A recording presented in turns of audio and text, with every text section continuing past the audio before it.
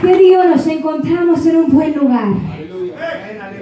Nos encontramos en el lugar donde el Espíritu Santo, cuando se hace presente, algo sucede. Nos encontramos en el lugar donde el Maestro se presenta con sus brazos abiertos y con su corazón dispuesto a bendecir a su pueblo. Aleluya. En esta hermosa noche, mis queridos hermanos, vamos a aprender acerca de un hombre, el cual se llamaba Naamán. Y mis queridos hermanos, este hombre parecía que todo le iba muy bien. Parecía que lo tenía y que lo había alcanzado todo. Un hombre, mis queridos hermanos, general de un ejército. A través de este general, Jehová había entregado grandes victorias a Siria. Y por lo tanto, este general había sido puesto en alta estima delante del rey de Siria. O sea que el rey de Siria lo veía con buenos ojos. Él era un hombre grande, casi lo podríamos considerar como la mano derecha del rey, por aquella táctica que él tenía en el ejército. Pero ¿sabe algo, mis queridos hermanos? Aparte de ser un gran hombre de guerra, aparte de ser un gran hombre valeroso, lleno de mucha valentía, había algo detrás de las vestiduras de este hombre. Había algo que no era para él un orgullo compartir. Era algo, pueblo del Señor, que para él era una pena lo que se escondía detrás de su uniforme de soldado, lo que se escondía detrás de él en lo más íntimo, donde él al llegar a su casa parecía que solamente él y su esposa sabían lo que le estaba pasando. Mis queridos hermanos, era un hombre leproso. Mi pueblo del Señor, la lepra en aquellos tiempos era una enfermedad infecciosa, era una enfermedad que causaba la muerte de cualquier leproso o leprosa. Por lo tanto, las personas leprosas no se podían mantener en la sociedad. Esta gente, pueblo del Señor, tenía que ser aislada y los tenían que sacar de la sociedad. ¿Por qué razón? Porque era una enfermedad contagiosa que podía contagiar a otras personas. La lepra, pueblo del Señor, era una enfermedad que se reflejaba en la piel y venía a ser como escamas en la piel, causaba que aquella piel se hiciera blanca, bien pálida, y también venían llagas a aquella piel. Aquella persona empezaba a perder el sentido de tocar. Podían tocar algo caliente y no lo podían sentir. Era una enfermedad bastante tremenda, pero ¿sabe algo? Esta enfermedad nunca se mejoraba, siempre iba de peor en peor, y las personas sobre las cuales caía esta enfermedad no había esperanza. ¿Por qué razón? Porque según la ciencia en aquellos tiempos no estaba tan avanzada para ellos poder encontrar aquella solución, sino que la única solución era de apartar a tales personas para que aquella enfermedad no siguiera contagiando. Mire qué tremendo, pueblo del Señor. Parecía que este gran general, parecía que este hombre lleno de valentía, este hombre bastante valeroso, tenía algo que nadie sabía. Mis queridos hermanos, pero vamos a aprender de una jovencita, la cual ella había sido llevada de las tierras de Israel. Sucede que en Israel llegaron bandas de soldados sirios que llegaron a las tierras de Israel y tomaron a muchos pueblos de acá. Los trajeron a tierra de Siria, donde los pusieron a ellos como esclavos a servir. Y algo que me llama la atención y podemos aprender de una de estas jóvenes era que esta joven, pueblo del Señor, no era cualquier joven. Esta joven venía de Israel y fue llevada a tierra desconocida. Era un buen momento para esta joven decir: Señor, ¿por qué me ha acontecido esto? ¿De qué manera le he fallado yo a usted para que esto me suceda? Ella se encontraba en casa de Naamán sirviendo a la esposa de Naamán. Era un buen momento para ella cuestionar a Dios y decirle: Señor, me has apartado de mi familia para venir a servir a personas que ni conozco. Era un buen momento para cuestionar, para enojarse con Dios. Era un buen momento para ella olvidar los principios que habían en ella. Era un buen momento para ella olvidar los raíces que habían sido implementados en ella desde muy pequeña. Pero ¿sabe algo, pueblo del Señor? Unas palabras que declaró esta joven, las cuales me dan a entender, esta no era cualquier joven que habían sacado de Israel.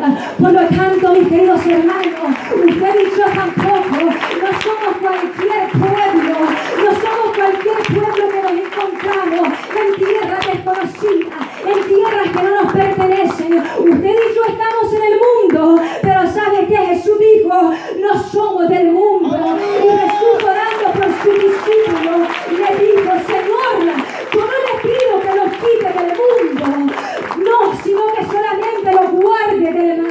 El deseo de Jesús no ha sido de que nosotros seamos quitados del mundo, el cual se opone a nuestra vida, no, sino que seamos guardados del mal, sino que seamos santificados en Dios, sino que seamos apartados con un propósito para Dios. Aleluya. Y mis queridos hermanos, esta joven habló unas palabras que verdaderamente me impresionan. Porque eran unas palabras, pueblo del Señor, las cuales podían causar su muerte o quizás ella ser puesta en una prisión si no se cumplían aquellas palabras. Eran unas palabras llenas de certidumbre, unas palabras llenas de fe, llenas de convicción en el Dios a quien ella le creía. Y dice en el versículo 3, esta dijo a su señora, si rogase mi señor al profeta que está en Samaria, él lo sanaría de su lepra. Miren, mis queridos hermanos, esta joven cuando habló con su señora, o sea, la esposa de Naamán, no era diciéndole, dígale a Naamán que vaya a donde se encuentra el profeta de Dios, que él puede orar por él y Dios puede hacer algo en la vida de él en ninguna manera. La declaración de esta joven era, él lo sanará de su lepra. Aleluya. Había una gran convicción en esta joven. Y sabe algo impresionante de igual manera de esta palabra, es que en aquellos tiempos y durante todo el tiempo de Eliseo, el único leproso que fue sanado era Naamán. Porque Jesús mismo lo declaró en San Lucas, que durante el tiempo del profeta Eliseo, había muchos leprosos en Israel, pero solamente uno fue sanado, y este era Naamán el sirio. Y esta joven, ¿cómo se le pudo ocurrir de declarar estas palabras y decir de que él sanaría de su lepra al llegar allá? Joven de convicción. ¿A dónde está ese pueblo que también le cree a Dios? ¿A dónde están esos jóvenes que también tienen convicción en el Dios a quien hemos servido? ¿A dónde están esos siervos, esas siervas, las cuales no dudan del poder de Dios en su vida? ¿A dónde está ese pueblo que le sigue creyendo a Dios? En medio de la adversidad, en medio de la lucha, en medio de las circunstancias, pero parece que nuestra fe cada día más se va aumentando. Parece que a pesar de que todo viene en contra de nosotros, pero parece que nuestra fe cada día va llegando a nuevos niveles y le seguimos creyendo a Dios. Yo digo, yo oídas te había oído, pero ahora mis ojos te ven. Yo oídas había escuchado de este Dios poderoso, pero hoy mis ojos ven. ¿A dónde está ese pueblo que también está viendo la gloria de Dios? ¿A dónde está ese pueblo que ha visto un milagro en su vida? No podemos callar de lo que hemos visto y oído y que los siervos de Dios. No podemos callar de lo que Dios ha hecho en nuestra vida. No podemos callar de donde Dios nos sacó. No podemos callar de los milagros que Él ha hecho en nuestras vidas. Aleluya. No podemos, pueblo del Señor. No podemos callar. Somos testigos vivos del poder de Dios. Somos testigos vivos que caminamos por misericordia de Dios. No es porque seamos buenos, no es porque lo merezcamos en ninguna manera. Un poquito de polvo con aliento de vida somos, pero el grande y el poderoso ha llegado hacia nuestra vida. No éramos dignos, no éramos merecedores, pero su misericordia nos alcanzó. Aleluya. autoridad en ese Dios todopoderoso a quien usted y yo también le creemos. Y esta joven era una joven de fe y una joven que con declarar ella sabía que algo iba a suceder. Usted y yo tenemos ese mismo poder en nuestras manos. Usted y yo tenemos esa misma autoridad para declarar lo que nuestros ojos todavía no están viendo. Es pues la fe, la certeza de lo que se espera, la convicción de lo que no hemos visto. No lo estoy viendo, pero lo estoy creyendo. No estoy viendo a mi esposo, pero lo estoy creyendo que él vendrá rendido a los caminos del Señor. Quizás sus hijos, sus hijas no se encuentran en los caminos de Dios, pero vendrán rendidos cuando usted empieza a declarar, cuando usted empieza a confesar, cuando usted empieza a tomar la visión espiritual, cuando usted empieza a levantarse como un guerrero, cuando usted empieza a levantarse como un embajador del reino de los cielos, que traerá gloria, que traerá poder, que lo que usted declare, así sucederá, que lo que usted diga, así se ejecutará. ¿No te lo creen? Esta joven lo creyó. Algo iba a suceder, no sabía el día, no sabía la hora, no sabía de qué forma, pero esta joven ya lo estaba creyendo. Esta joven tenía una visión que así estaba sucediendo.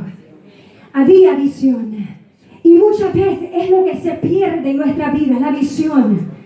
Y empezamos a decir, no, pero es que parece que él se ve demasiado leproso, no sé qué podemos hacer. Quizás sea muy difícil para el profeta de Dios sanarlo, pero sabe que no hubo nada de esto. Era aquella joven. Palabra de declaración.